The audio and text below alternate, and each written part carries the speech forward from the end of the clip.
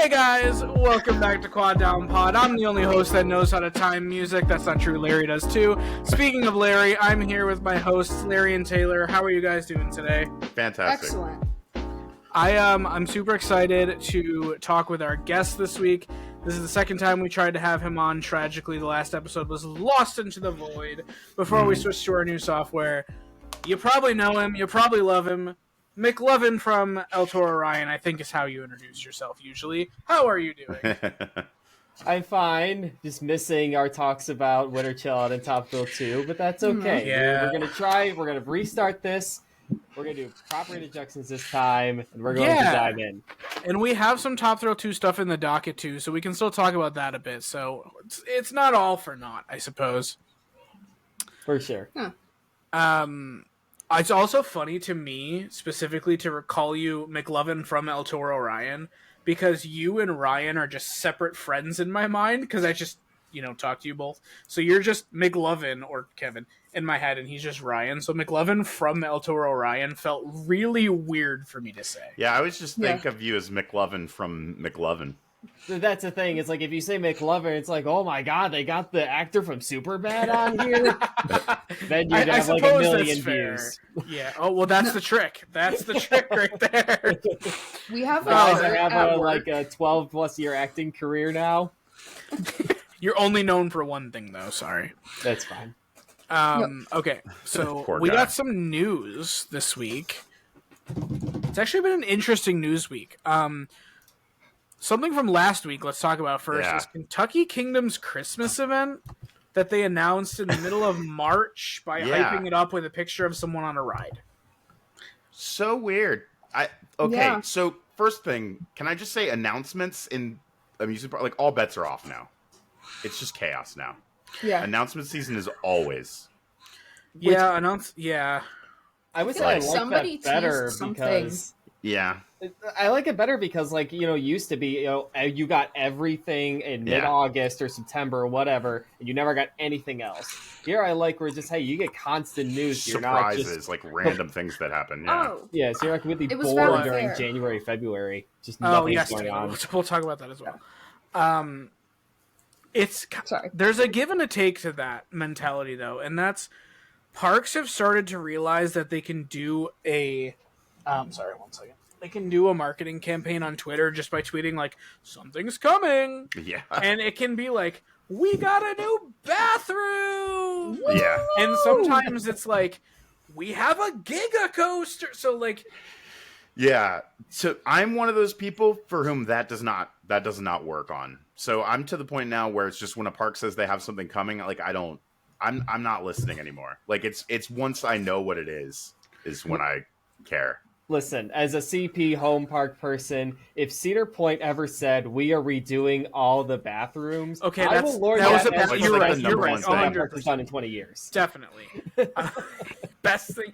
I don't know. Maverick's been within 20 years. Steel Vengeance is within 20 years. Which you're right. But listen, bathrooms really accentuate a park I know. experience. That's how you know know. when someone's really a Cedar Point person, because that is the thing I hear Cedar Point people talk about, like almost more than the food, is that the bathrooms. It's really funny because for Boardwalk Media Day, I drove 4 hours that morning, didn't stop because we had to get there at a certain time to get in, and I really had to pee. And they didn't tell me there was a bathroom in the pavilion when I asked, so I ran from Magnum Gate all the way to Gatekeeper bathroom. And I walked in, and about to pee myself, I was like, huh, they redid this bathroom. I literally stopped, because it was so shocking to me that Cedar Point redid a bathroom. I know, you were the first person I learned that from. Yeah. And I knew that going in when I went on opening day, and I was like, oh my god, they redid a bathroom. Can we keep doing more of that, thing. please? Yeah, first thing I tweeted from media/pass holder preview day was they redid the Gatekeeper bathroom. the one by the entrance. Oh, are you talking about the one Rough. inside or outside? No, outside. Oh, yes. Oh, that one. Rough. Yes. There Terrible. are very few that I would actually consider decent. The Yeah. Gatekeeper one's good, and the ones in Hotel Breakers are also good, but I don't know if you count those. No. I'm not going to lie. I've had to go number 2 in that part of the park before, and I've walked out the gate to go to Breakers, because... As you should. Exactly. No one ever uses them, and Yeah, they're a lot it's nicer. just some of them. It's like the stalls don't have locks anymore. Yeah. It's just The ones by Raptor are terrible. You sketchy. can literally Yeah. see people peeing from outside the bathroom. Like, it's so, yeah. Would I be misremembering if some of the like urinals are like the like trough style, or is that a different park I'm thinking I of? think that's a Because- different park. I think I that's a don't think different Cedar park, Point ever yeah. built the trough ones. Those are Okay, weird, good, because though. that's a sin. That's a No, crime. That's would against anybody- the Geneva Convention. Would anybody be surprised if, like, 5 years from now, they come out with, like, a bathroom fast lane where you can go to the bathrooms, and if you don't pay the upcharge, you have to go pee in the lake? See, the funny thing is, people have like I've heard like general public people say they should have a fast lane for food lines on the days when it's like either Haunt Saturday I've or like seen that opening too, day. yeah. It's like bathroom fast lanes on Haunt Saturdays when there's like a 20-30 minute line, especially for the women. Sorry, Taylor. It's just that's fine. yeah. What's the most absurd thing that they could possibly fast lane? Probably the bathroom. bathrooms. Yeah. Yeah. I'm No, sure the most there's- absurd thing you could do is like merchandise lines.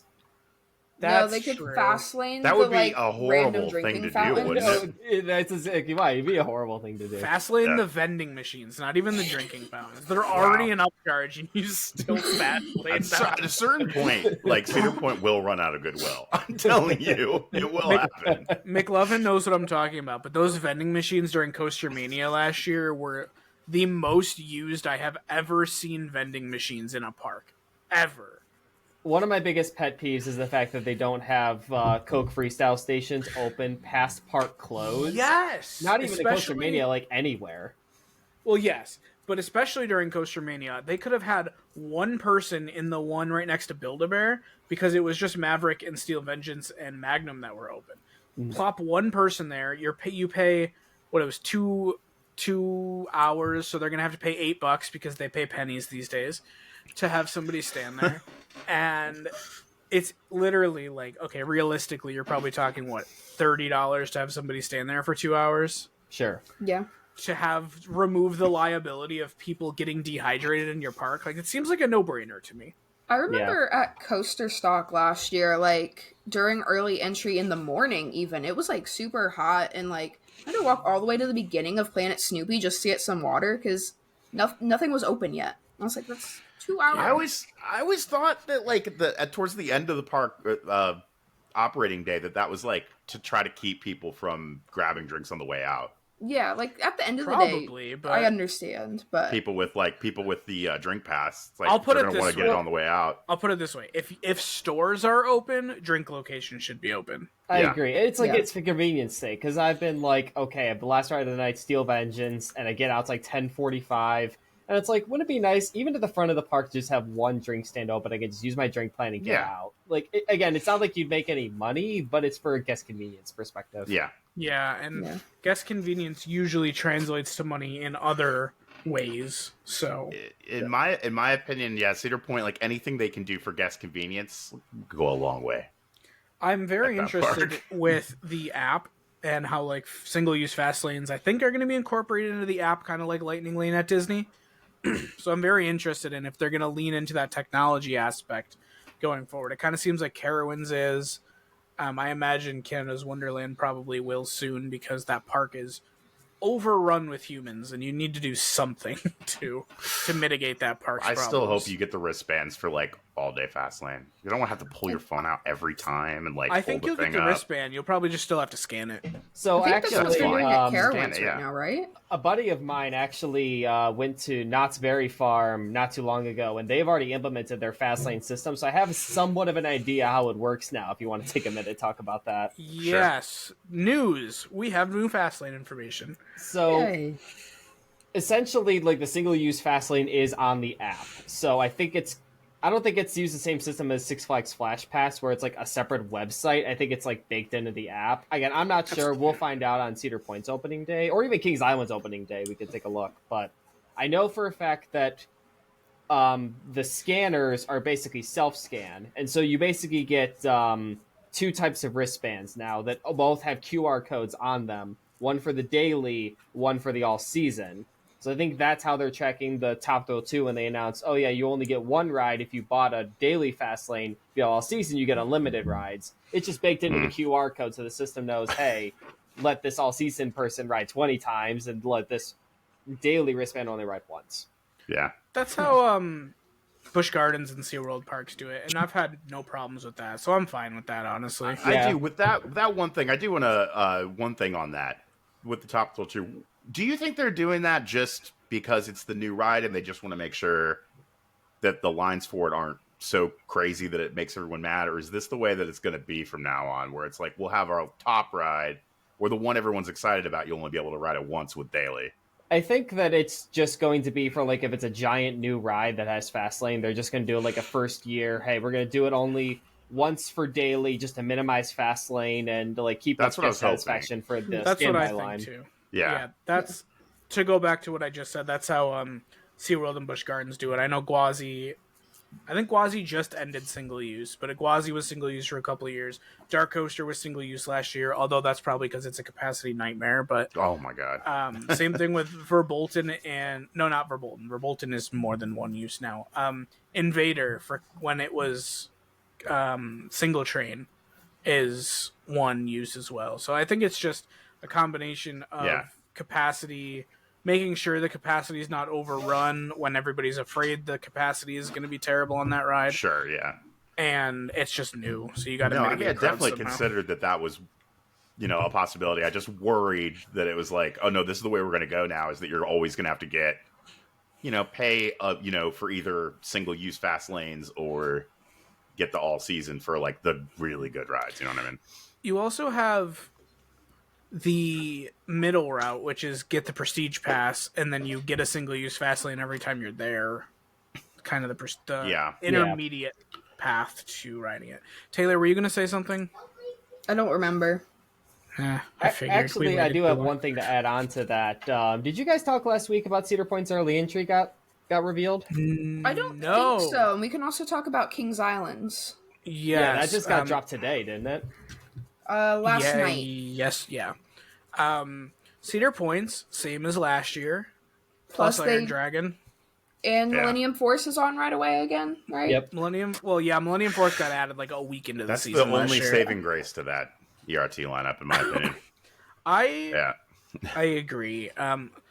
Actually, I'm neutral on it. We all know people are just going to use early entry to line up for Top Thrill 2 anyway. Yeah. Especially resort guests coming in the Magnum Gate. Right. Yep, that's your primary, because I think it's faster to go through the Magnum Gate than the Beach Gate, so that's where they're all going to line up. I don't know, when they did have good rides for early entry, like, I had a ball with that, going in, and I would just get on Maverick and Millennium, like, get a few rides in. I missed that. Yeah, I had tweeted, I think you probably all saw this tweet, where I was like, they had to know people were going to be upset about this, right? Yeah. And so many people thought I was complaining. I'm like, I'm not complaining. I'm just saying they had to know there was going to be backlash. Because it's the same lineup as last year. And people hated it last year. Last year? Well, I mean, I think it's fine to... Oh, I'm sorry. Go ahead. No, I'm sorry. I was just like, last year they had, like, the benefit of, it's the new area. We want to push people into the new area. Now this year, people still hated it. So they had to know people were going to hate it this year. It's objectively... Like, I think people who are upset about it have a reason. It's not great.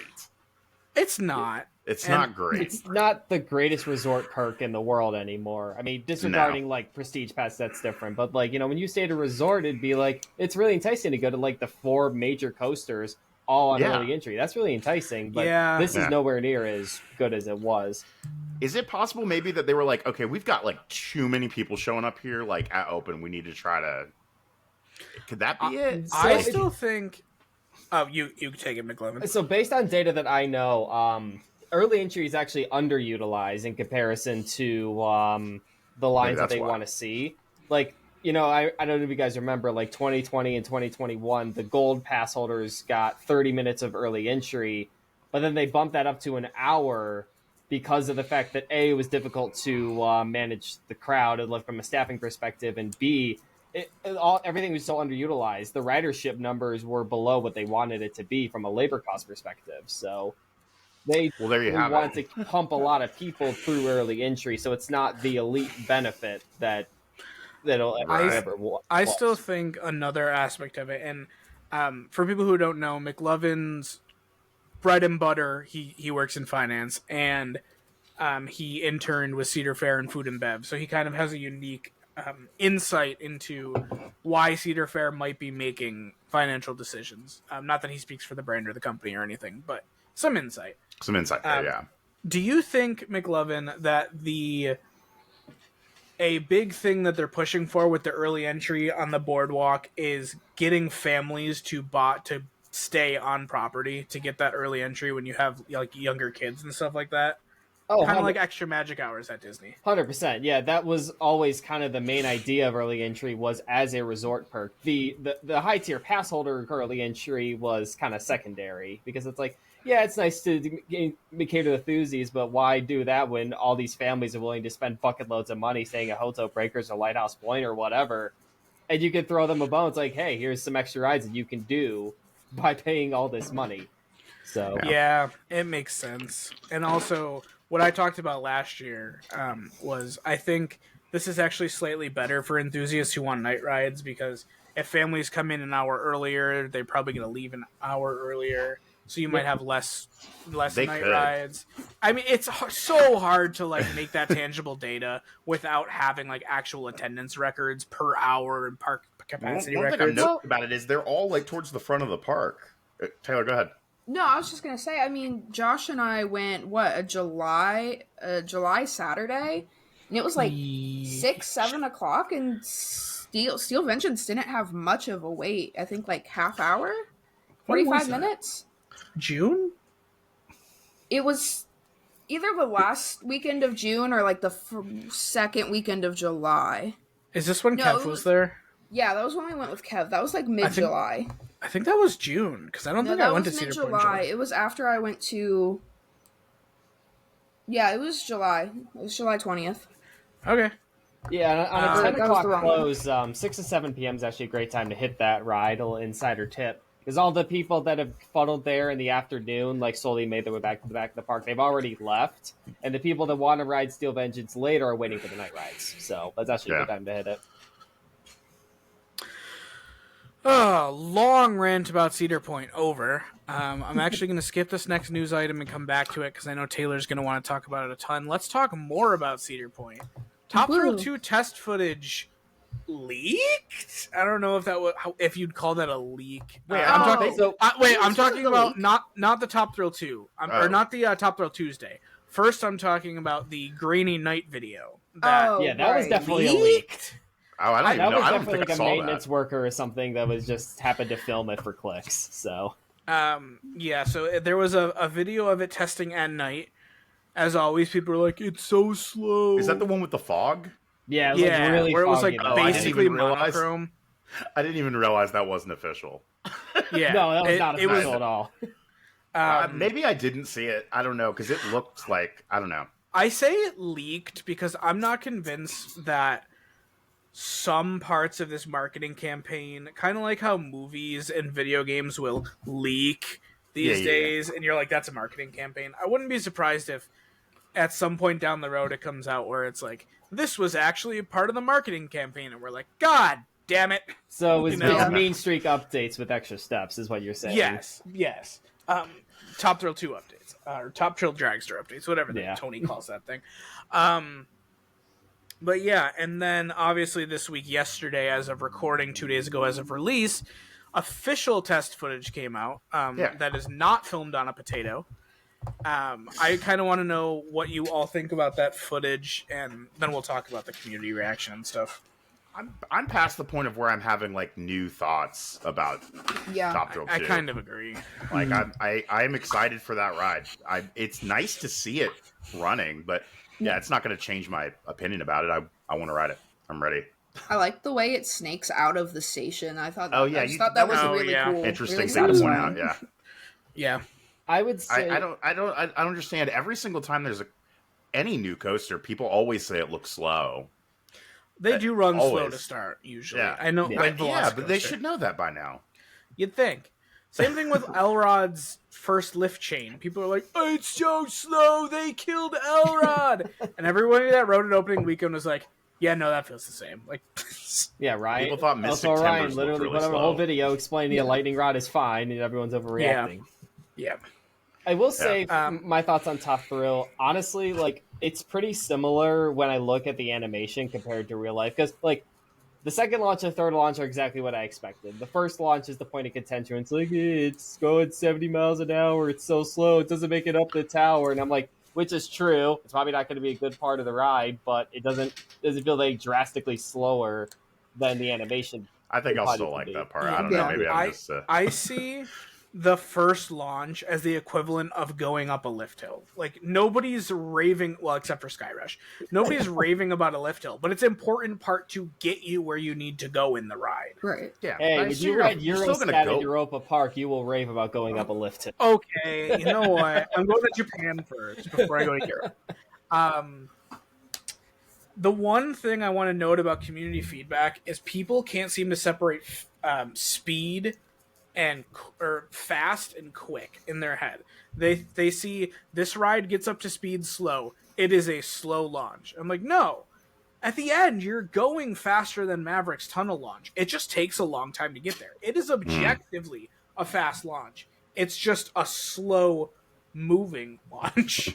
Yeah, like the footage that they had didn't give you like a horizontal locked perspective to really see how the speed was going, so it's really hard to judge. You won't know until we ride it, honestly. Yeah, and same thing with like people are like, "Oh, it's not going up that high." I'm like, first of all, there's no point of perspective. Obviously, you can look at it and be like, "Okay, it's on the second last track piece that's about this tall." But like until you're sitting in that train looking at the ground, you're not going to realize like, oh shit, I'm really high off the ground right now. Man, I don't know. Falling backwards 100, 200, however many feet just sounds a little intense. I love that. It's such a great sensation. I love it. I would say one thing about the test footage that no one's talking about, the ascension and descension down the spike, the positive G's that you're going to do on like this turn up and the turn down look really intense. Oh, you mean going 100 miles an hour through a 90-degree turn at a radius of like 50 meters is going to be intense? Who knew? Who knew? It's a good point, though. A lot of people really aren't talking about that. Yeah. I would say, honestly, it's like some closing thoughts from my end. The two things I'm really wanting to, I'm impatiently waiting out at this point are the preview information and the loose article information. I think that those two are really going to solidify, okay, how are they really going to treat this ride? I'm going to include key holder in with preview. They're kind of intertwined. Yeah, key holder, preview, at this all point, of that. or keychain holder. It's really is that official amazing. now? What? Is that what it is? We know. No, we're just assuming. We know It's just for a amazing. fact the keychains will be involved in the preview events. We just don't know how. Yeah, Tony basically said it was, if you have a keychain, you will be getting rides before the general public. We just don't know how or what days. Speaking of the timeline on not knowing yet, I can't believe it's March 20th and we don't know anything about pass holder preview or keychain yet. Because you figure people have to travel. That's not unusual for Cedar Point to do that. I mean, I know. It actually is, because the last time they did this was Snake River Expedition, which they announced like 2 weeks before COVID hit. That was 2 months in advance of opening day. So this is unusually late. Yeah.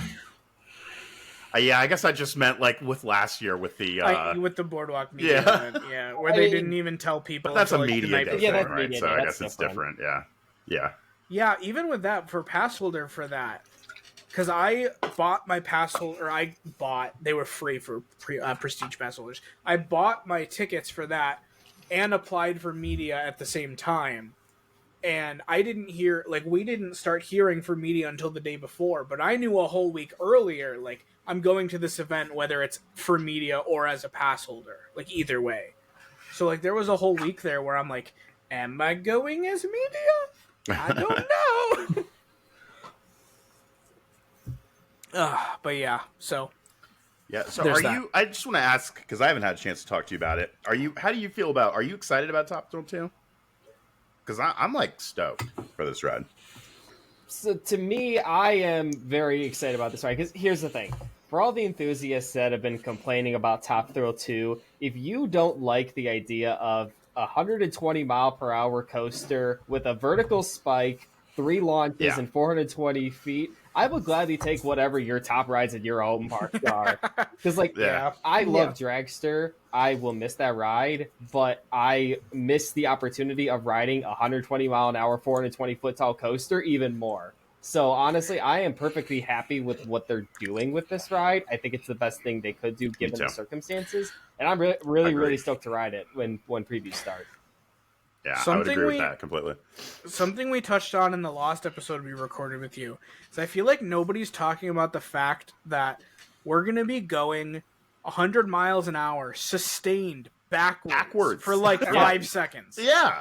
Like, a lot of launch coasters, sure, Dragster got up to 120 miles an hour in 3 seconds, but you were only going 120 for like a half a second. By the time you got up there and then started decelerating after the obviously I'm exaggerating.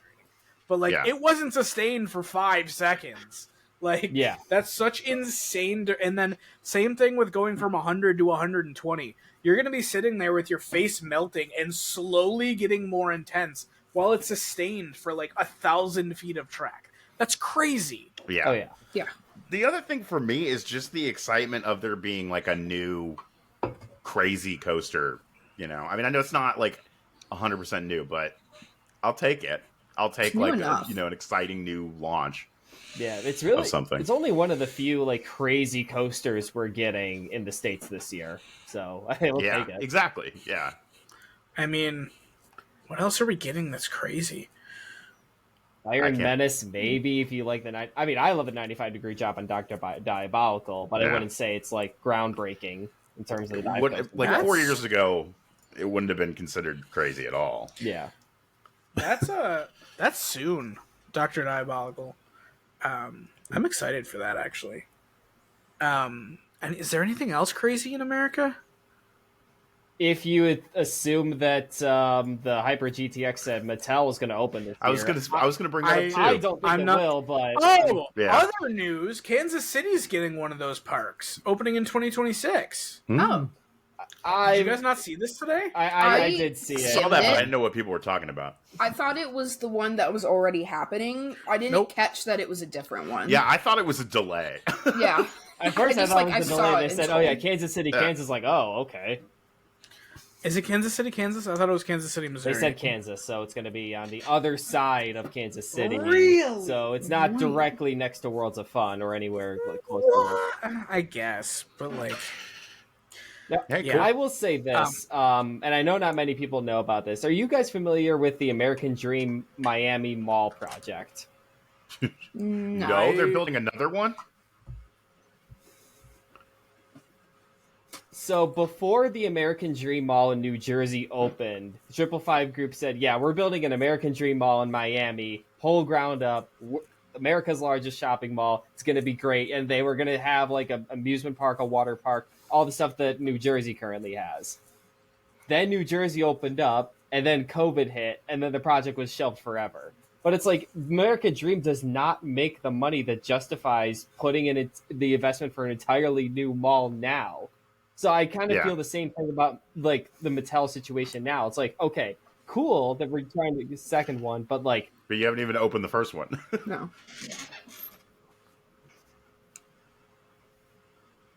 Wait, it still says recording for me. It does for me too, but yeah. It says 99% uploading and recording. Oh, it stopped for Josh. No. Hey, well, at least he caught it. Just watching entire we lost everything. Here. Oh, I'm not. So you can't switch tabs in your Kansas City, Kansas is the weird part for me. I mean, I understand they don't really want to interfere with Worlds of Fun, probably, but at the same time, this is more of an FEC type of park. I mean, obviously, it's not an FEC, but like it's not on the scale of a Worlds of Fun. So.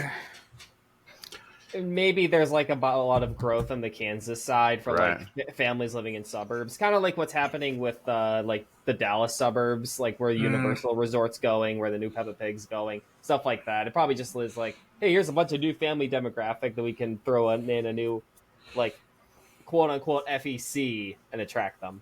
in comparison to Worlds of Fun, which is where I guarantee all the teens and young adults hang out, and all the families with the older kids hang out, all that stuff. Yeah. So Yeah, it's definitely going to be something to keep an eye on. I'm not holding my breath on it opening, though, if I'm being completely honest. It'll We'll see. be, I don't know. Yeah. Whatever happened to that park that was supposed to be opening in Tennessee? That storybook. Yeah, whatever happened to that? So cool. I tried to look into it, and like I haven't seen an update on it there wasn't an update on it that I could find in a long time. Thought I saw somebody tweet about it not too long ago, saying it was still in the works, but who actually knows? I think Until there's construction.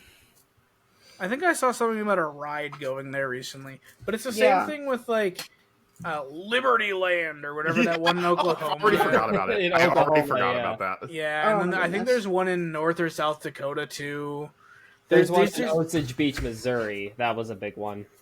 Yeah, I remember that one. There's just so many parks that like I would never bet on opening. Right. I wouldn't necessarily bet against them, but it's kind of like I see them being like Lost Island, where it's like they might open as really nice parks. Nobody's going to Oklahoma for a park. Like, exactly. Yeah. Yeah.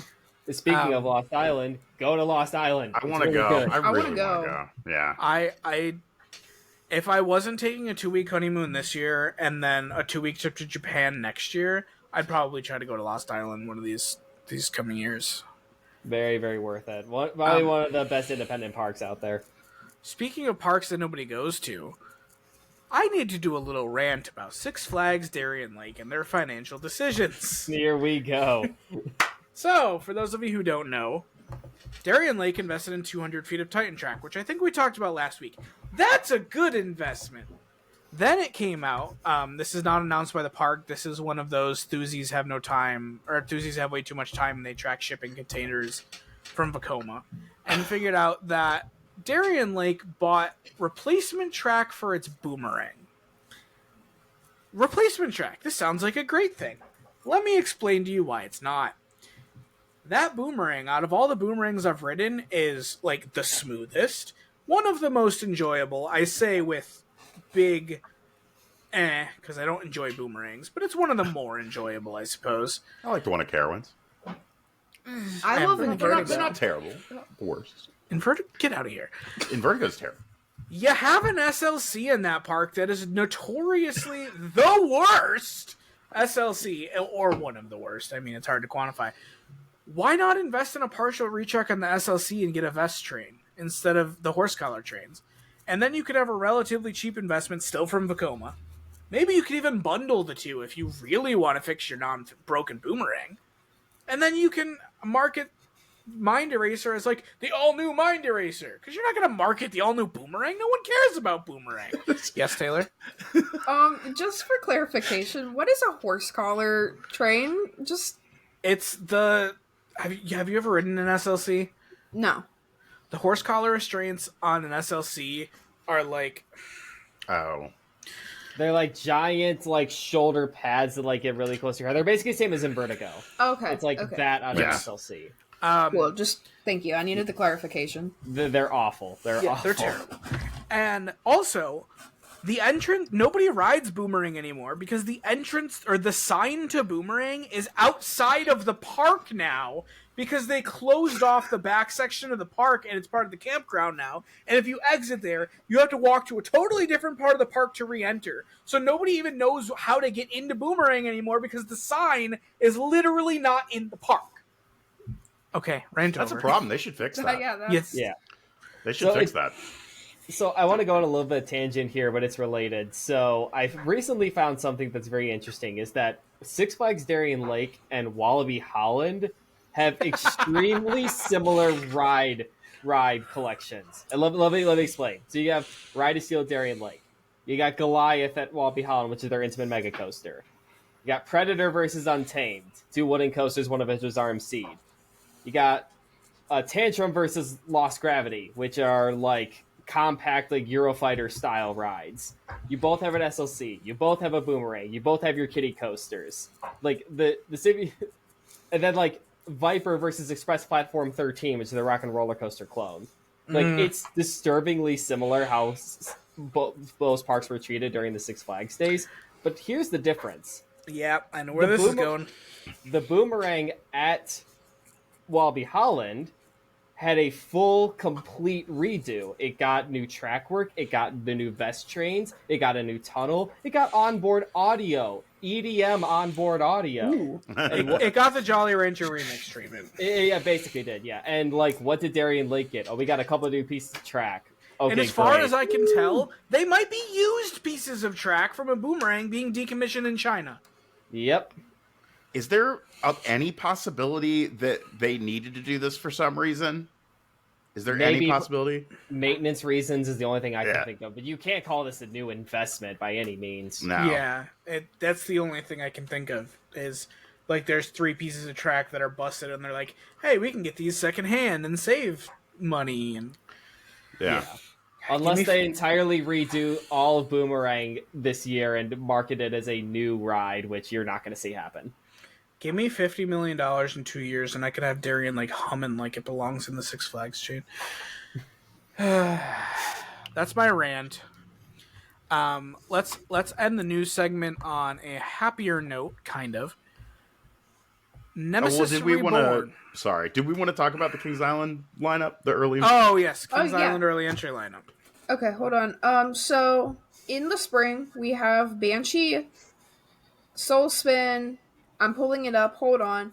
Woodstock Express and Woodstock Whirlybirds. Nothing too crazy. No.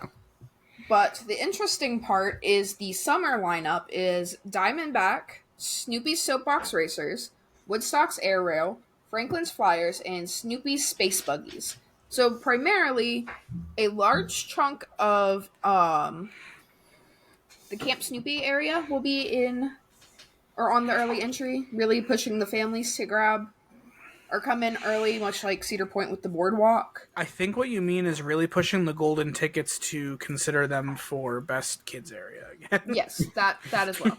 If they even care about that at this point. Right. But I mean, I was thinking that this might mean that we don't need a child to ride Snoopy's Soapbox Racers, just because every other one, just in case for those who are still on the fence. Oh yeah, I definitely don't think we will. Yeah, because like on each other lineup, there's 2 coasters that adults can ride.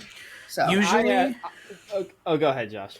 I was just gonna say, usually when something's marketed as a family coaster, you can ride it without a kid. If it's marketed as a kid's coaster, that's when we start to get into the territory of, can I ride this without a kid?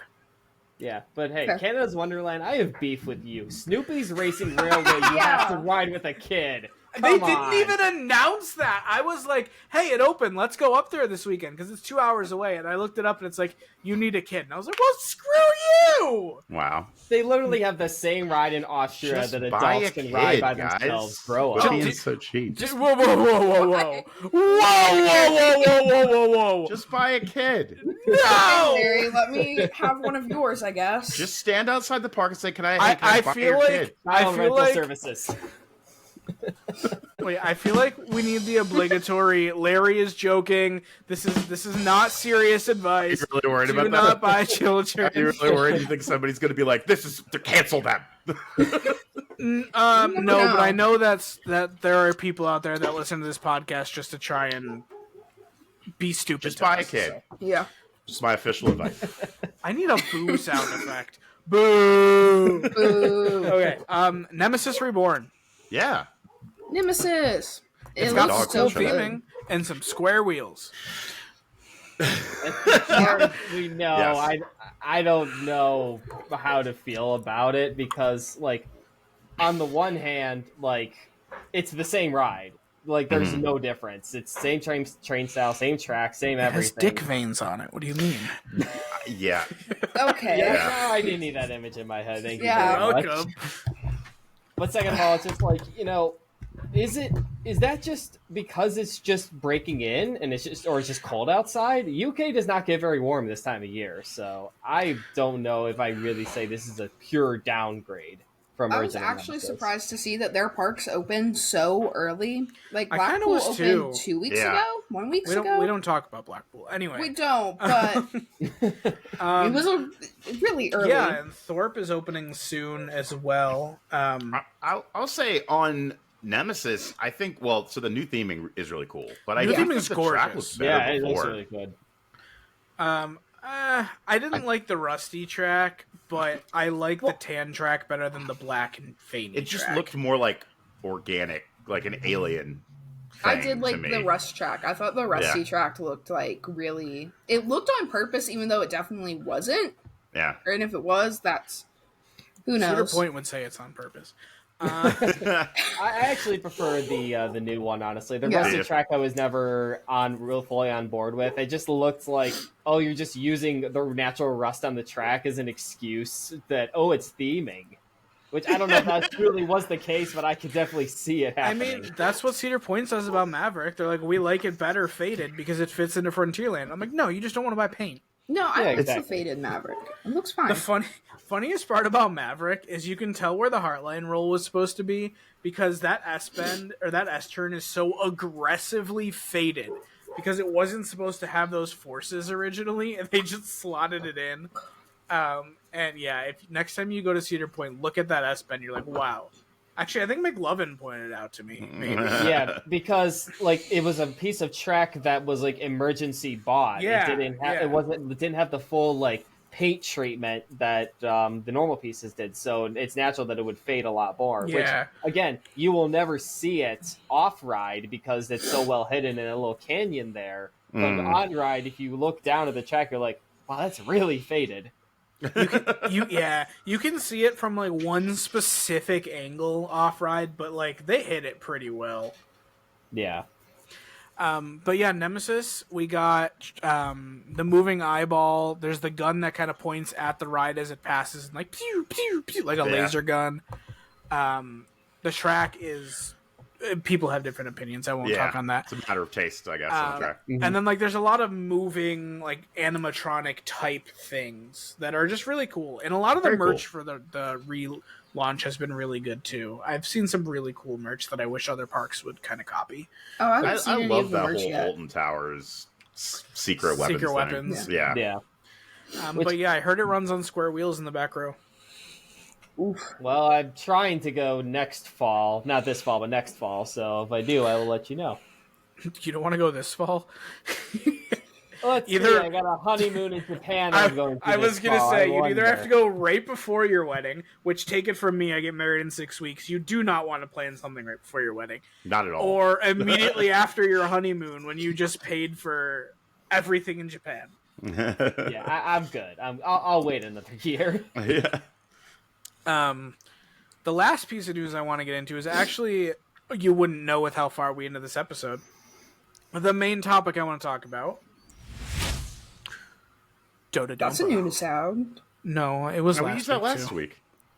Oh, I thought it I was a new huffed sound. the hopium, Josh. I huffed the hopium. It would be open in October, and I was let down. For anybody who doesn't know, Dota Dompa, previous and technically still because it hasn't been destroyed yet, world's fastest accelerating roller coaster, closed in 2021. Yeah, about that time. The ride was just problematic. Is there a problematic roller coasters about it? No, but I'm sure there will be. There will be. I was going to Sure, say, yeah. if Ryan wasn't busy with, a trip to Florida and a trip to North Carolina and having a kid, I'm sure there'd probably be a problematic roller coasters video out about it already. But basically, the story is they sped up the launch when they turned the top hat into a vertical loop. And stories go that the transition between the old track into the vertical loop was just super janky. And then you combine that with a launch that takes you 0 to 112 in like 1.6 seconds. And it was damaging people's bones. Yeah. Like, nobody Ow. officially died, but there was a lot of fractures, spine breaks, like scary injuries. This is not something Taylor could ride. No. No. Yeah, Even it if, is- like, just like a rough transition after that launch Yeah. sounds really Yeah. uncomfortable. And so it closed. Yeah, Yeah. I would say I'm surprised it lasted this long, considering Hypersonic XLC closed in 5 years, if that. So Dota Dumpa had a pretty impressive run, I will say, and kudos to everybody that did ride it. Like whether you thought it was going to hurt you or not, I'm sure it was an absolute rush. I've ridden Maxx Force, so I know what those air launches are like, and they're pretty powerful. And the craziest thing about that is Maxx Force is only like 2/3 of Dota Dompa, or less. No, it goes up to like 8. Does it go up to 80? I thought it did. I'm talking about in linear G, acceleration force. Oh, linear acceleration. Yes, yes. No. Dota Dumpa far exceeds it. Yes, and that's crazy. Which leads us perfectly into the drama around Dota Dompa closing. Which is, what is the fastest accelerating roller coaster in the world? Doesn't matter. This conversation is so dumb. Technically, the answer, if we were including Dota Dompa, is Ring Racer, because it's SBNO technically. Why are we? Yeah, but it's never. They've said they're not going to reopen it. A new owner could buy it anyway. Okay, fair enough. But let's take that off the table for now. Not going to get opened. Let's take that off the table for now. The conversation is between Stealth at Thorpe Park and Maxx Force at Great America, Six Flags Great America in Gurnee, Illinois. And it's really up for debate, because depending who you ask, Stealth gets up to its max speed of 80 miles an hour in anywhere between 1.8 and 2.3 seconds, which is a massive difference when we're talking about linear G-force calculation formula. So, what do you guys think? Larry doesn't care. It's looks like it's really close. I'm pretty convinced that it's Maxx Force. I didn't read that whole long Reddit post you sent the other day, because wow, I was going to class and it just looked long and wordy and like it was gonna hurt my brain. But I'm gonna go with Maxx Force because it sounds the most reasonable. People are so like Chris is very, very sure that it's Stealth. Yeah. See, my thought is, first of all, who cares? Yes, that's the short answer. But if you put a gun to my head and said, "Give me a real answer," I would be like, it's really hard to justify, because a lot of the figures that they do are purely for marketing purposes. Yeah, like, exactly. I'll give you an example, like Dragster. They say, "Oh, it went 120 miles an hour." But ElToroRyan actually has great videos on this. It doesn't actually hit that speed when it's fully loaded with passengers because of the physics of launching the train to do differing momentum. Hence why that ride did a lot of like dead weight launches where you only did like half full, full the launches. I think it was only like 100 to 115 miles an hour at best. Yeah, I heard 110, 112 was. Didn't like that Coaster Wars show like check the speed on it? And it wasn't what they said. Yeah, I think I haven't watched that in years, but you also it's kind of like, how can you really tell what the actual fastest acceleration is unless you get like a lot of data from people that are not only measuring from point A to point B when it's fully loaded with riders on a calm day when there's like the weather forecasts are equivalent. It's really hard to actually simulate that unless you were really dedicated. So the answer is they're really. Well, pick whatever one you want, honestly. I did have one question about this. Is it possible that it changes from day to day? 1,000%. That's why rollbacks exist, because a hydraulic launch and an air launch, but more so a hydraulic launch, by its very nature, is not consistent. Yeah. So it could be the fastest accelerating coaster could be one or the other. Depending on the day and the weather. So why can't we just say it's a tie? Why does one have to be the best? Because Thuzies have to take a side. Yeah. Haven't you heard about Twitter drama? Yeah. Yeah. I personally think on a more consistent basis, it's probably Maxx Force. Somebody made a really long Reddit post breaking down like frame by frame on the official POVs and like when they claim, like when certain people claim that Stealth increased its launch speed and like all sorts of stuff. And it appears that Maxx Force is faster, but like we've kind of said, it doesn't matter. I'd be willing to accept either. Both parks have claimed it already, so it's like we're never. Oh, they have? Oh no! Now they have to raise the banners. Great America literally tweeted that the day that Dota Dumpa was announced to be closed. They're like, "Hey, Maxx Force is the world's fastest accelerating coaster now," and I'm like, "Wow!" When she's already the corpse isn't even cold. Yeah. Wow. Yeah, that is rough. And yep. I want to be like, I think Jen or Alex, I don't know. One of them, like, they'll take the opposite stance on if Orion's a Giga just to, That's like... Jen. Yeah, that's Yeah. Jen. Yeah. Okay. Yeah.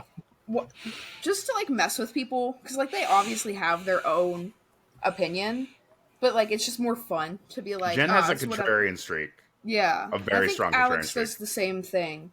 So on this, I'm going to take that same stance. Whatever you say, I'm just going to say the opposite just to make you mad because I think it's funny.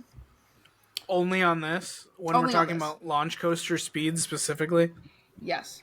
Oh, That's actually, funny. no. Flight of Fear is the fastest. That's what I was leading It's actually to. There we Battle go. Backlot Stunt Coaster. We've had this No, conversation. it's actually Flight of Fear, but only the King's Dominion one. It's actually Thunderbolt at PNE Playland, because if you look at the marketing and remove, like, 2 words, it's the fastest launch coaster. Yeah. It's That's just true. it's a sad way to get a record, honestly, right? I mean, Yes, it is. It's like when Tom Brady retired, and everyone's like, Patrick Mahomes is the best quarterback in the league. It's like, yeah, but for the last 4 years of his career, he's been a shadow under Tom Brady. Like, he's still great, but somebody else had to retire for him to become the best. yeah, it's got to stick in your... Yeah.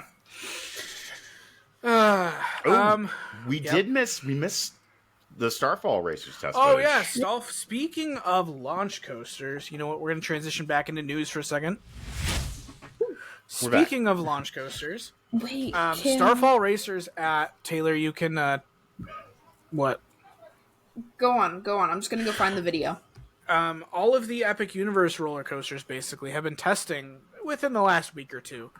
And Starfall Racers, I believe yellow side, or maybe it was green side, one of the two sides, a drone video of it testing went like mega viral in the community this past couple days. Yeah. And I have thoughts, definitely. I want McLovin's thoughts first. So it's interesting because I've never been privy to like true crazy mock sit down launch coasters. Ride of Happiness is different because Blue Fire I have ridden at Europa Park. It's really, really good. I'm starting to understand what like bigger mocks are capable of, but Starfall Racers, Hyperia, even like Coaster Beyond the Cloud, the one that the launch coaster to open in China, those all seem to be on a far bigger level than anything like the Blue Fire clones has been. And even like I gotta go like Voltron Nevera seems to be on that like much higher level. So I'm so interested about Starfall Racers when it actually opens next year. Speaking of China, by the way, there's 2 compressed air coasters in China that likely shit on both Stealth and Maxx Force, but we don't have any solid data on them, so it might be pointless.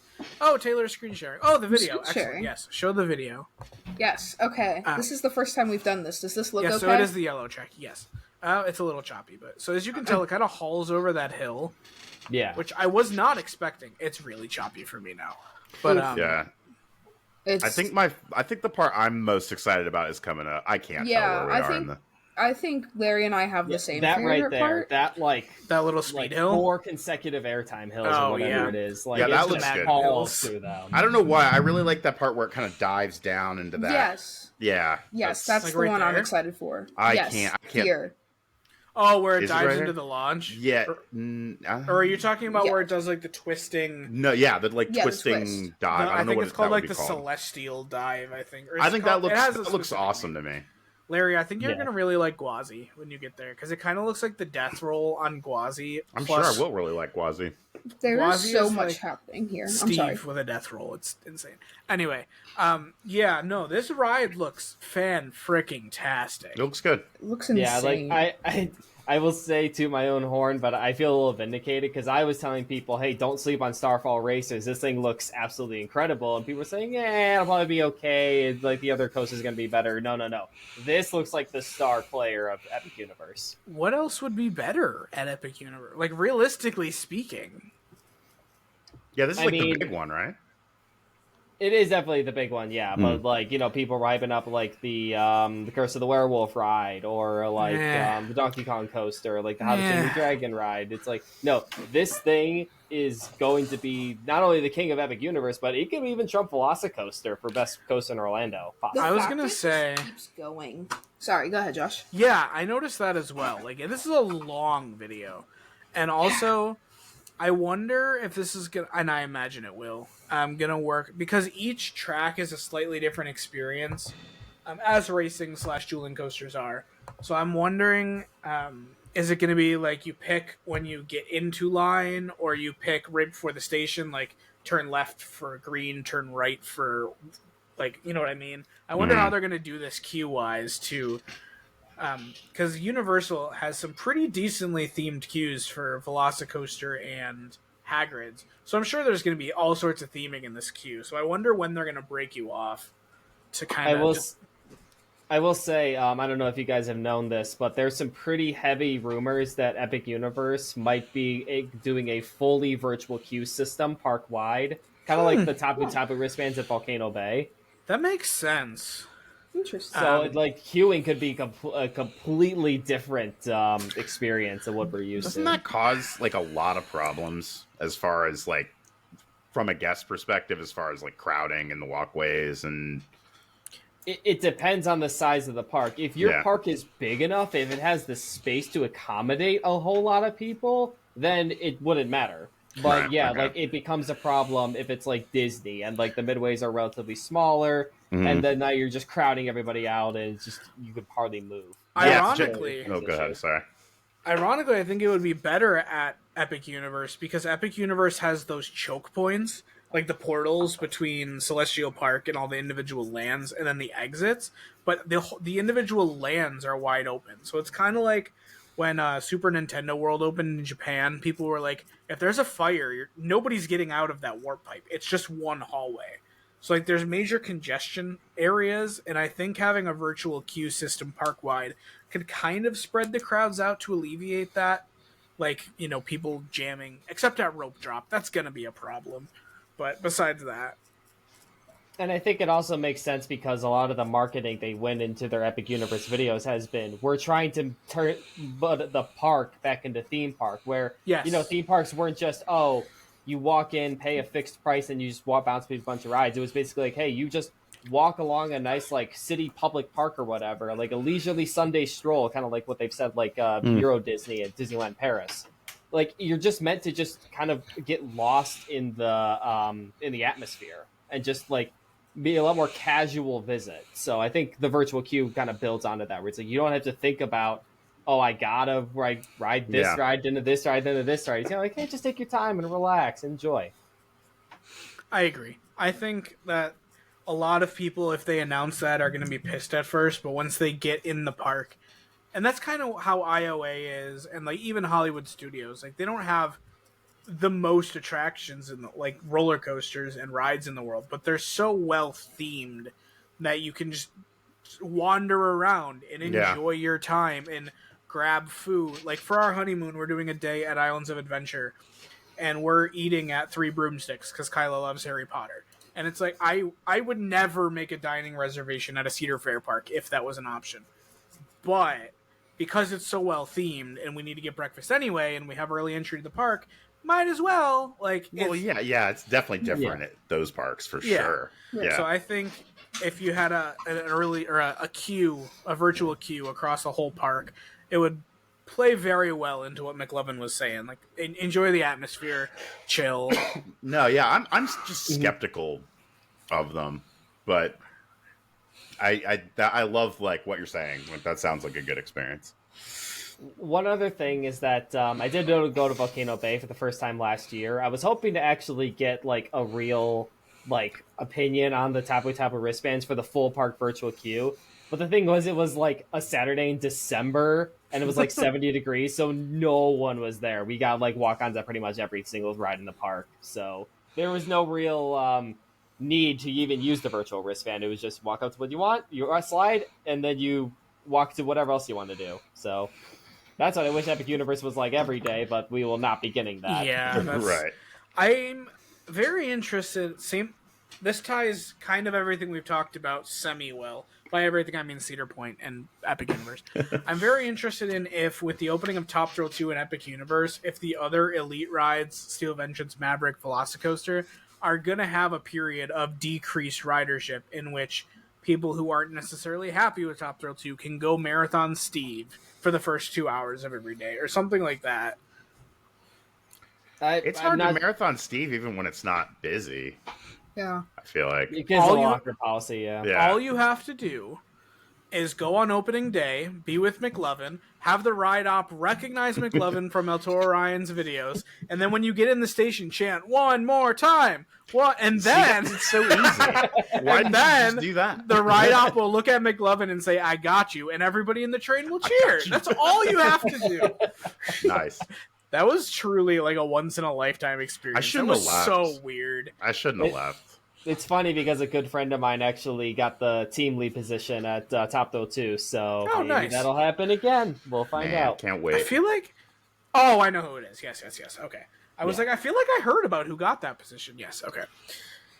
But yeah, so I'm interested. Okay, say Maverick. Maverick doesn't have a locker policy. I'm interested in if like you can marathon Maverick for the first couple hours before people start to trickle back there. I would say yes, because a lot of people are going to, like, Top Throw 2 is easily recognizable on the midway because of the giant spike now, and everyone's like, oh, the dragster reopened. So a lot of people are going to start at Top Throw 2. So that's why, I think early entry is actually going to be good this year because no one's going to be riding the other rides. They're all going to be swamped up in the Top Throw 2 queue.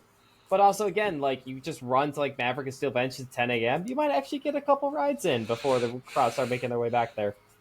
Every time I think about the height of that spike, because I haven't seen it in person yet, I haven't been to Cedar Point in a long time. I think of when we were walking down the midway towards where the spike is going to be from where the top hat is, and you just look up and go, man, Valraven's going to look tiny behind that thing. Yeah. No, as someone has seen it in person, it does look so tiny compared to that spike. Like, That's so crazy. Is it like crazy looking? It is like so driving crazy up towards looking. there? Yeah. You walk down the main midway, you get a great big bird's eye view of that spike. It's like, oh my god, like that, so like instantaneously recognizable. Do you feel like the I don't know, like, do you feel like the skyline as you're approaching has like, is it making like a significant impression like on the way in? Yes, it is. Very that much was so. one of the things I was most excited about. I'm like, you're gonna double the effect of that. Yeah. You know. Yeah. Especially because the spike is kind of like what you, if you're like driving into the park on the causeway, the spike is what you see first. Like you're gonna see, like the back of the spike, and then you're gonna see Dragster, like the tower. I mean, like further back. What I'm most excited for, I think, is no matter which way you approach, there's pretty much 3 ways to get to Cedar Point. You can come up from Milan or east or west down 90. It's pretty much the main 3 ways to get there. No matter how you get there, you can see Cedar Point's silhouette and skyline like across the lake every once in a while, or down the street if you're coming from Milan. It's going to be really exciting because it's always like, hey, there's the top hat. Hey, there's Millie, depending on the angle. It's going to be cool to be like, hey, there's the spike! Like for the first time from way over by like the sports center is where I usually see it for the first time. So it's going to be really cool. Most excited I've been to go to Cedar Point in a while. Well, if you actually lived where I do, you actually see Cedar Point when you're driving down the bridge over the bay on Ohio Route 2. The giant, like, mile-long bridge, and you see the entire skyline to the left of you. That's really, really cool. Yeah. Ohio Route 2 is just 90, isn't it? No, so it's do they run parallel? Yeah, they run parallel. So interesting fact for my Toledo or anybody driving from out west. Don't take the 90 because it's tolls. Take Route 2. It goes like 55 miles an hour until you get like Port Clinton area. Then it's just 70, like pretty much the rest of the way. So it's the same amount of time from out west to get to Cedar Point without having to pay the tolls. So good. If anybody needs that information, there you go. Yeah. Oh, I see exactly what bridge you're talking about. That looks really nice, actually. Yep. Sorry, I'm looking at maps. That's a nice bridge, man. That's a nice bridge. I mean, I'm imagining the angle you would have on the peninsula. Yeah. And, No, that sounds good because it is kind of. I feel like the way I come, it is hard to get a good sustained look at the park until you're on the causeway because something's always blocking it. It's like more like the way Josh described, where it's like, oh, there it is, it's gone. There it is, it's gone. Yeah. Yeah. I think we're gonna wrap this up. I love watching Taylor and Larry's face when that happens. Yeah, I think we're gonna wrap this up. We're gonna have to have McLovin back because I have one line. Oh wait, in we got here. questions? Yeah, we got We will. questions. Okay. That's what the wrapping up is. Okay. Oh, okay. I'm just making sure. I'm acknowledging that I'm skipping past something in the notes here, which is one question: what is a credit? And I know McLovin could literally do a whole master's thesis about this topic, so we're gonna save that for another episode and jump right into questions here, because we don't have time. So Cedar Cav's question. First is who broke the podcast. Zencaster broke the podcast, although I guess technically me. Or you could argue Larry because Larry said we should try Zencaster. You could argue me because one of the weeks I lost the files. Seems fair. Basically, it wasn't No. Taylor, is what I'm getting. Yeah, it wasn't. It my wasn't fault, so Taylor. That's for what Jeff. matters. I'll agree with that. Behind the scenes, Taylor is the lifeblood of this podcast, for the record. Absolutely. Thank you guys. We appreciate you. We do. We really do. I appreciate you guys. Second Including question McLovin. that McLovin can answer this question, also from Kev, friend of all of us and friend of the show. What coaster do you guys usually rope drop at your home park? Given early entry, I go Millennium Force at Cedar Point. Millennium Aren't Force is a you great answer. Aren't you technically closer to Michigan's Adventure? No, actually, Cedar Point's closer to Michigan. Cedar Point's closer to me than Michigan's Adventure is, only by about a half hour. Really? Because Michigan's Adventure is the other side of Michigan, right? Yes. Correct. Now, if you wanted my answer to that question, I would say Mad Mouse, because I never want to wait in that line. It's fair. Taylor? Well, I feel like you guys could easily guess this one. I go to Flight Larry? of Fear first. Hey, but then you go Flight of Fear and you ride Orion 5 times before everybody else gets to Orion. No, That's true. Flight of Fear is actually a legit good choice if you want to ride that ride because it gets is. so backed up. Yeah, A get very it done backed up first. ride. Yeah. I Go ahead. I was just gonna say, when I go to Kings Island, if I plan on riding Flight of Fear, I absolutely rope drop it because capacity. Yeah. I never ride Flight of Fear anymore, but usually my rope drop is Orion. I got to be honest. It used to always be Diamondback. Sometimes it's still Diamondback. Occasionally I'll throw in a Mystic Timbers. I was gonna say, it Yeah. also, I'm assuming rope drop means park open, like in the traditional definition of rope drop. But like, if we're gonna slightly change this to when I first get to the park, the answer is whatever is closest to the restaurant I'm feeling at that time because I'm probably hungry. But for Darien Lake, it's Predator. You can do anything at Darien Lake. The longest I waited for anything at Darien Lake this past season was 15 minutes. Sounds about right. And that's only because it was a Eurofighter running one train. Shout out to Airtime Thrills, Chris and Sophie. Got to wait with them and ride it with them. That was fun. But yeah, Darien Lake Predator because it's unironically my favorite ride in that park. What do the rest of you guys do at Cedar Point when you first get there? I do Gatekeeper. A couple times during early entry and then head up to Magnum. It depends for me, really, what I'm in the mood for. It's pretty much always going to be Millennium for me too. It's a great way to start the day. I end up at Millennium Yeah. probably most often. Magnum's in the rotation, Steve's in the rotation, Gatekeeper's in the rotation. Oh yeah, Maverick. Well, I would say this. If we're going by, like, pure park open, excluding early entry, I'd probably do Steel Vengeance first. Not Maverick. Millennium is always the first thing I want to ride. It's like what I'm thinking about when I'm driving up there. I'm like, I'm going to get on Millennium Force. Spin-off question for the only person that's been to BGT besides me in this call. McLovin, what do you do at BGT first? 9 times out of 10, it's Quasi. See, that's interesting to me because I rope dropped Gwazi my first time at BGT, and then when I went back, I was like, I'm gonna wait because Gwazi, it's my number one. It runs like shit in the morning compared to like evening, afternoon rides. Which you're right, but it's right there, and I'm just like, man, Gwazi, it's so good. I gotta get on it. My plan is Cheetah Hunt now. I mean if you're like dedicated to ride Cheetah Hunt, you got to do that first. No questions asked. Larry, did you like my subtle reference to like Yes. our second episode ever? Yes. I have indeed been to BGT. It was just so long ago that it really does not matter. It was like 96 or something. That used to be me for a long time. Yeah. I went when I was like 13. Same. Yeah. Oh, it was for me. It was even earlier. It was like when I was like 10. Scorpion maybe. was my first inverting coaster, and then I didn't go back until like last year. That's a great first invert, honestly. It is. Great ride. Honestly, the invert on that ride, not scary. The helixes, still scary for me, kind of. They're so shaky. Easily. So Okay. it's self-love. I love this question. Super duper looper.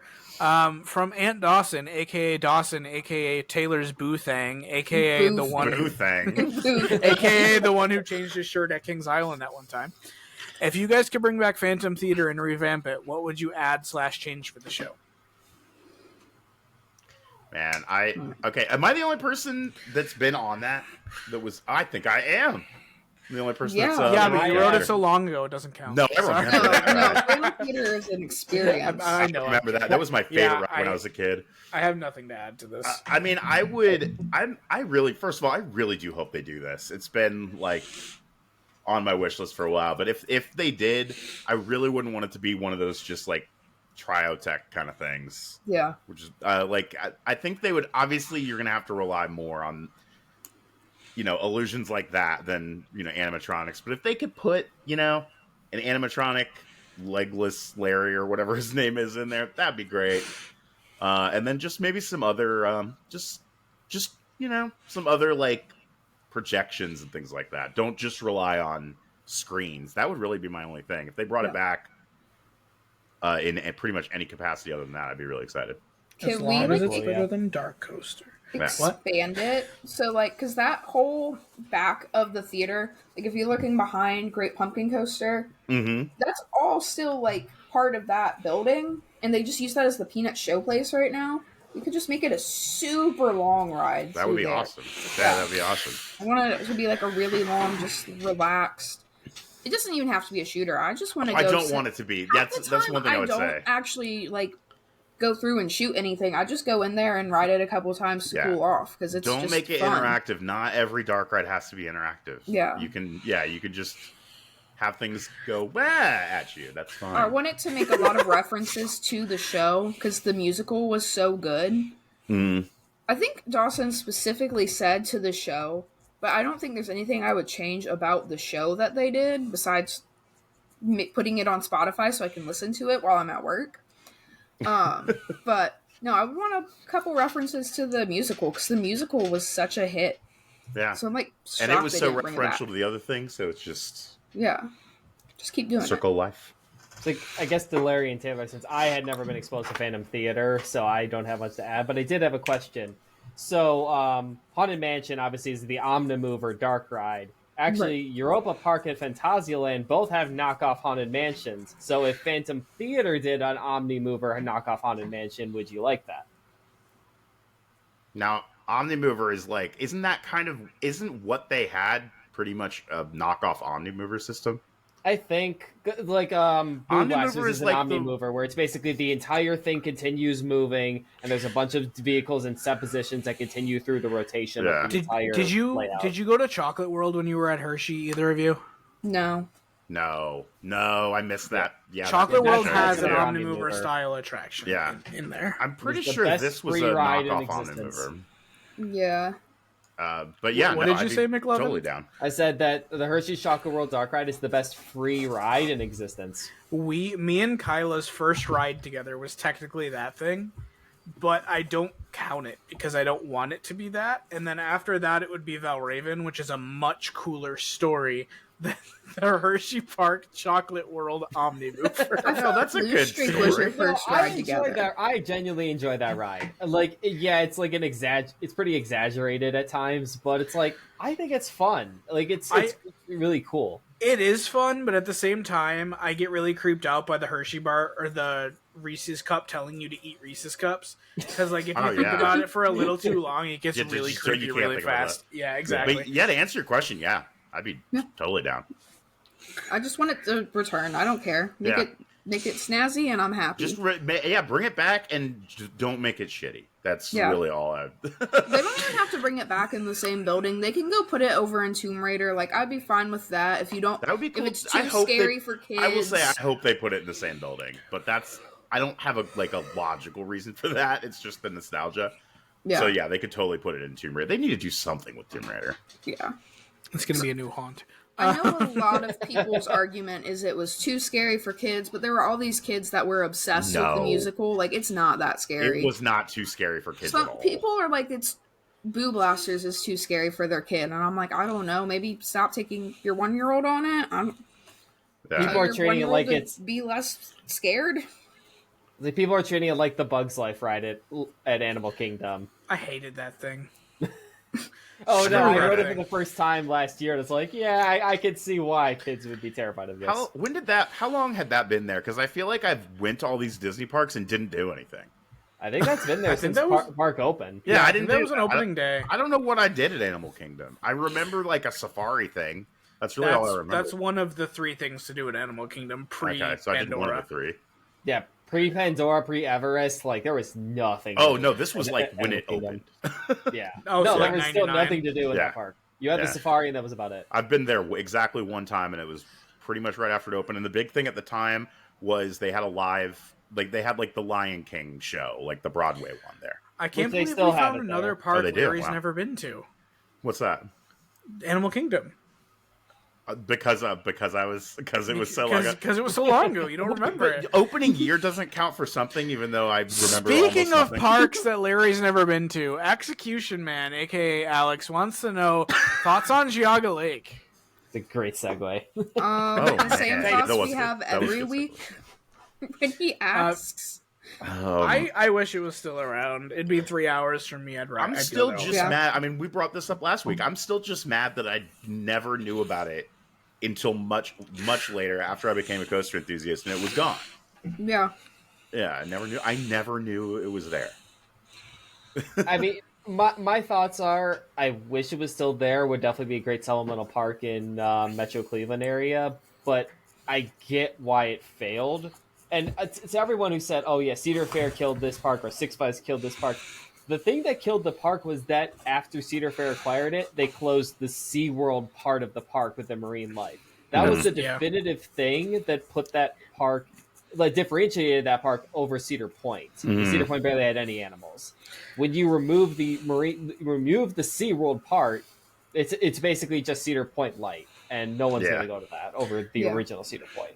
I have a spin-off question for this, which is, if Geauga Lake still existed, would Laurel still love Magnum as much as Laurel loves Magnum? For any of you who don't understand why I'm asking that, Laurel lives in Cleveland, so her home park would no longer be Cedar Point, it would be Geauga Lake. Which is true, but at the same time, your love for one ride isn't changed by your home park. I feel like even then, I mean, people from Cleveland definitely go to Cedar Point.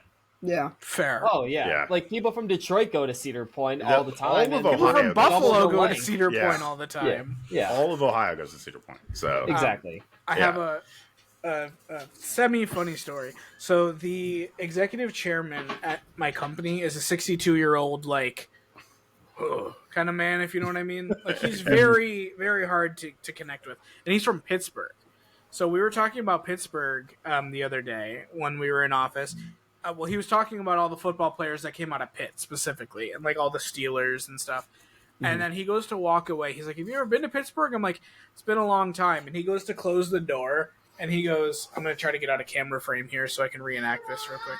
He goes, "Have you ever been there?" I go, "It's been a long time. I really want to go to Kennywood." He goes, "You know Kennywood?"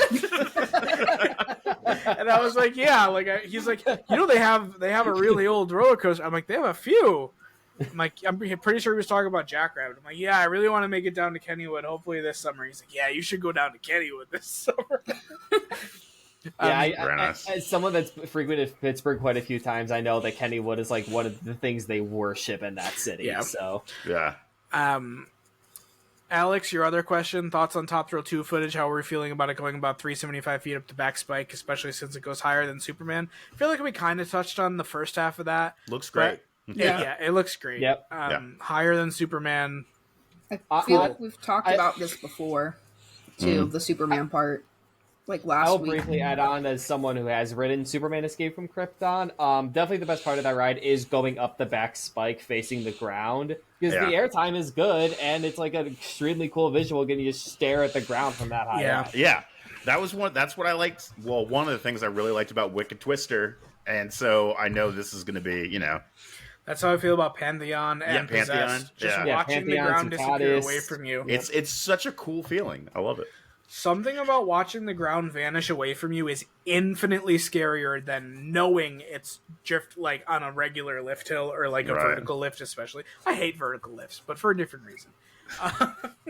Tell you what's up. Yeah. To be 100% honest, because it's Alex, I thought he was referring to Possessed and not a whole other Superman, because he refuses to call Possessed. He always calls it Superman. That's true. Because it was a Geauga Lake ride. Mm-hmm. So I just had to look up Escape from Krypton. Literally would not have made that connection had McLovin not said that. I would have just sat here so confused. This is why I am the +1 king. I know all these coasters that people are referring to.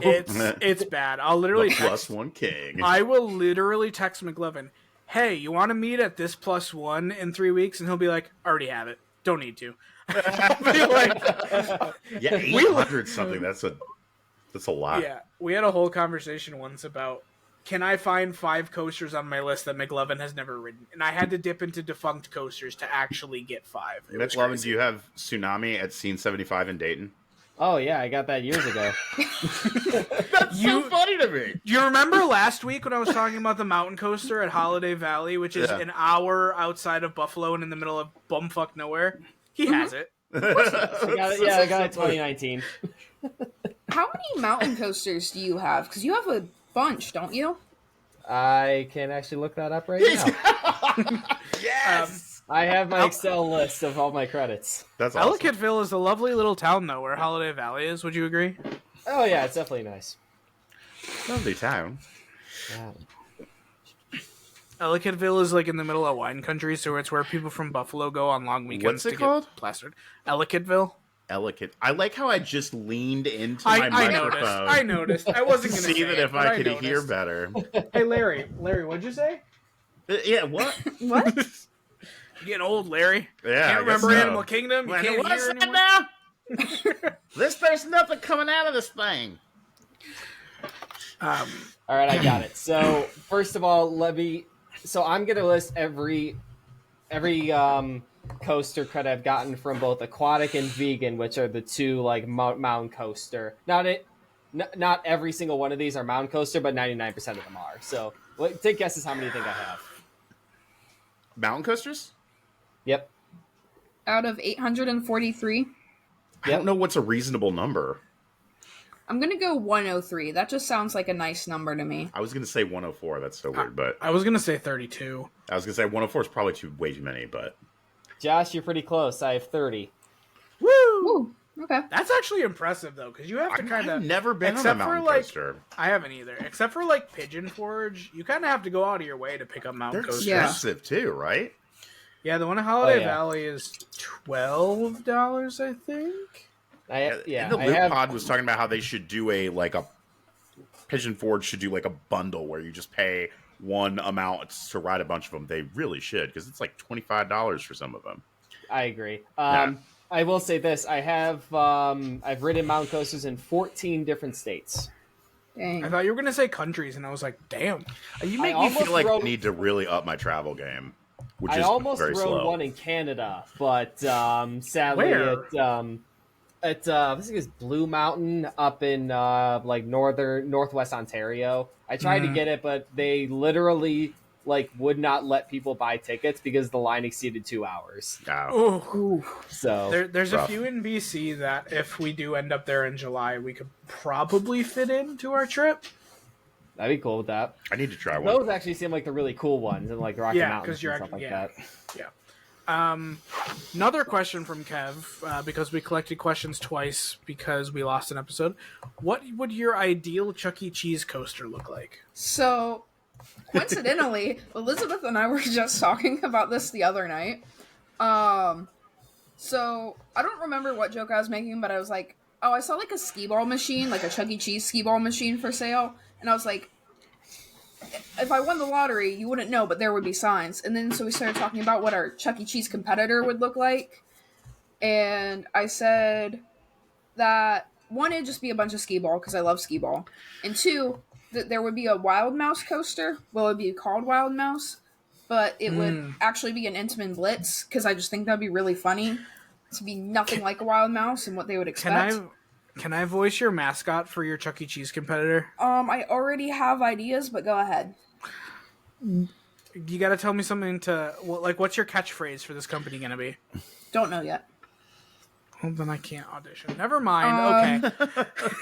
This would have been a great opportunity to get him to do a weird voice. Gosh, kids! Welcome to Knockoff Chuck E. Cheese. Oh, So We're not responsible for anything lost, stolen, or damaged. oh God. So then my animatronics would be like a hamster named Jeff, or no, yeah, a hamster named Jeff, Jeff. because all of them would be like King's Island references. We'd have a mouse named Oakley. We have to come up with 3 other characters still. Didn't get that far, but I knew I wanted like a mouse and a hamster. So yeah, they're definitely the Taylor's animatronics. idea. Everybody can Don't go in have with one. it on So me. I was thinking of this as a Taylor question.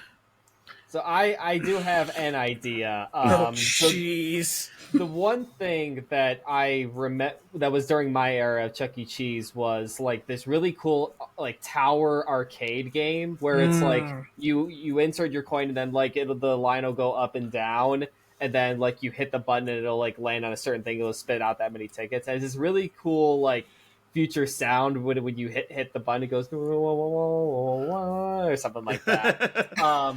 So I imagine, like, you go into, like, a dark ride section, like the Legoland coasters some of them have, where it's like, okay, here's, like, the animatronics and all the Chuck E. Cheese characters, and then you go into, like, a Intamin LSM tower launch, like the ones with the vertical lift, and then through kind of like a polar coaster, where he kind of, like, goes down and does a bunch of cool maneuvers. And the name...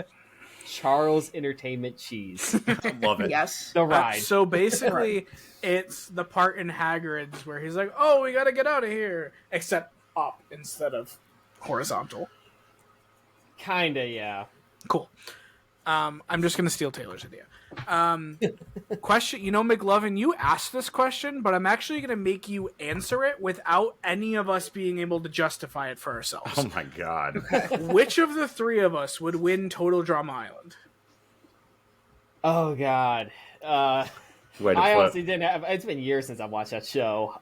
Never watched that show. Such a good show. I have no idea what you guys are it was talking a good about. show. I'm so happy you asked the Total Drama Island question, just because I was like, I need somebody to understand Is what that I'm doing the thing here. that you used a Yeah. GIF of recently? Okay. Yes. I think I have seen a little bit of it.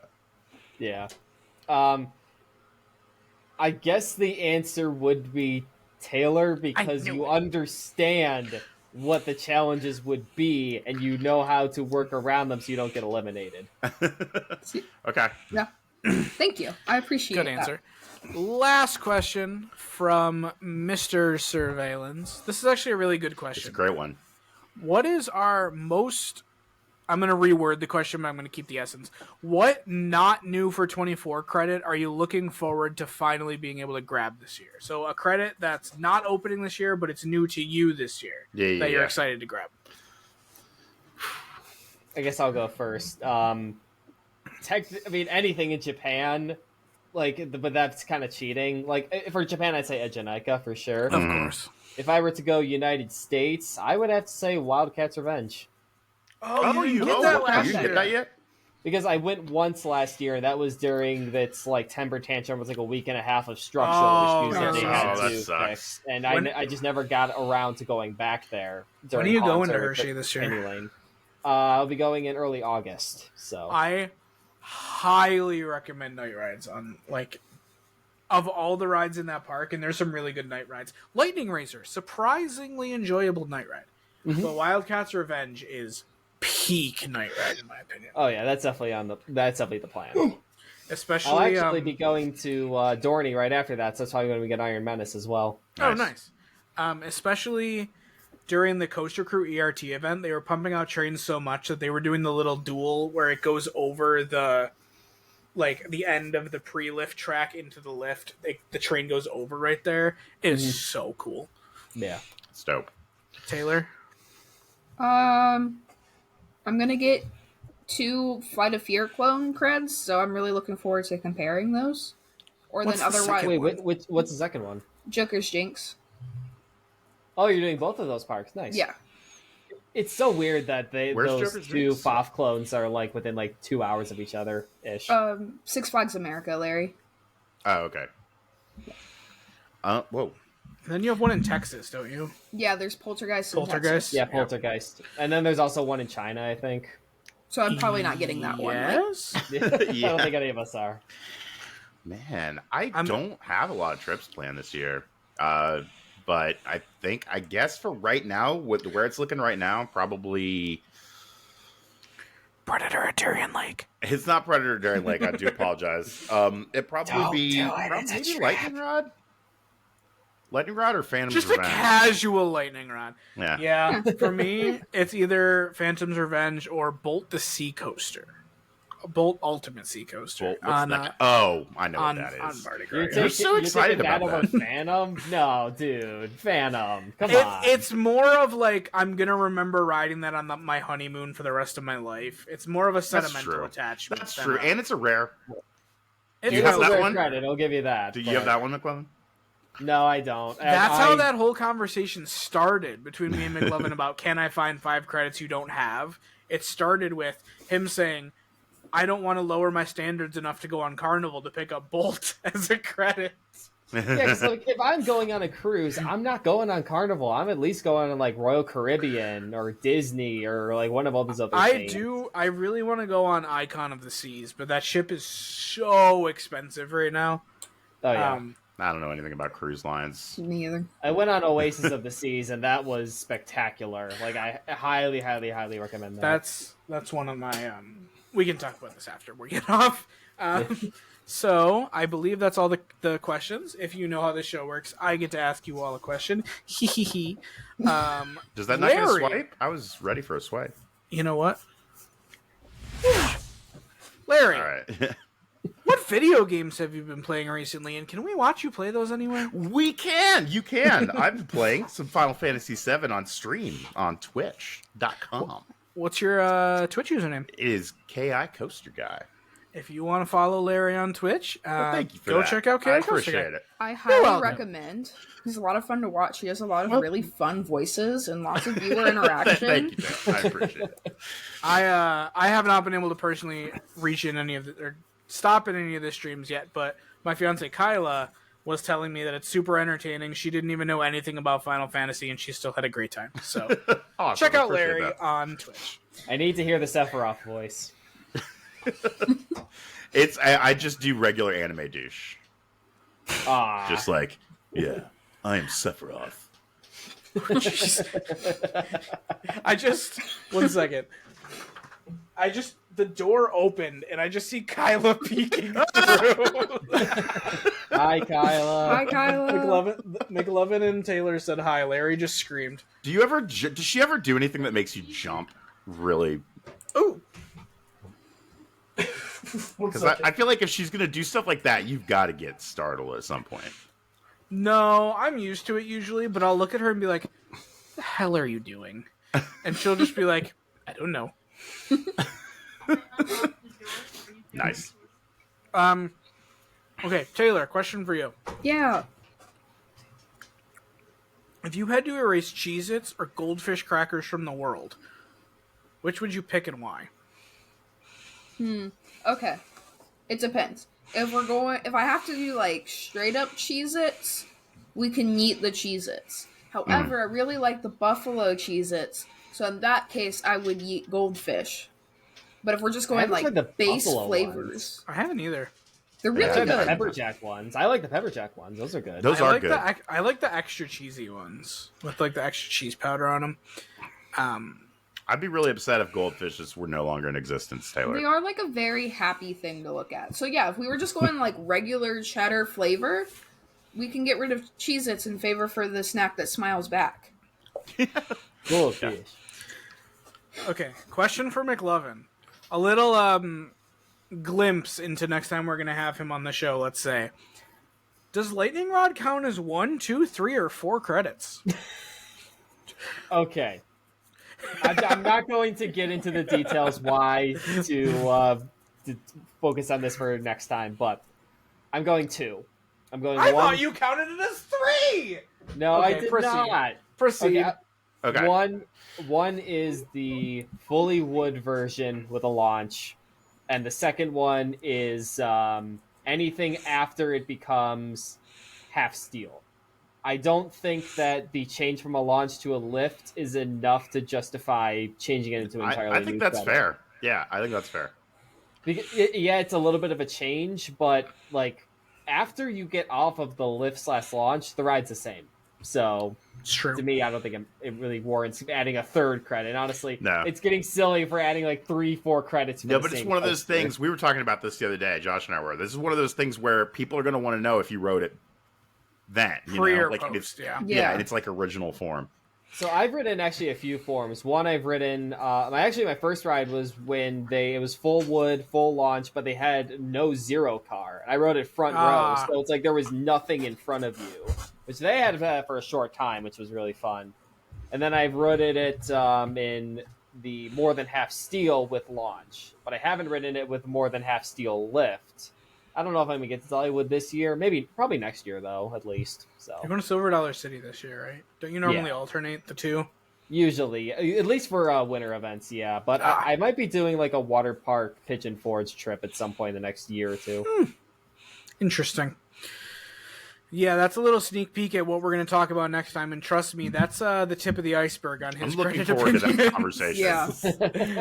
There's Thoughts some about it as well. him and I have had some interesting conversations about what's a credit and what's not. So, one of you has to ask me a question now, and then we can wrap this baby up. I think we're reaching the 2-hour mark. Probably. Anybody have Go a for it, question Taylor. for Josh? I don't have a question for Josh. I actually have a question for Josh. What would you do if Ride of Steel got the new Intamin trains like Thunder Dolphin just did? I wouldn't care unless they also give it a partial retrack, because they don't give it any love at all, and it is getting rattly. You basically have to ride it front car, or else you're like, eh. Oh, that sucks. I really want to ride that. It's good in the front row, and That's there's like probably the thing I want to ride the most there. Okay, I'll put Yeah, it I'm going this to be way. disappointed. is what you're saying. When Kev walked in, after Kev did one lap on everything, his favorite in the park was Ride of Steel. After Kev did another lap on Ride of Steel and like 4 or 5 more on Predator, he preferred Predator. Okay. Now that's a hot take. You have to remember, it's got Titan Track now. It's not what you know. Fair enough. I don't personally think the Titan Track could change it that much because it only has a certain portion, but I will... There's some really wicked lateral positive type forces in the second turnaround that I was not expecting.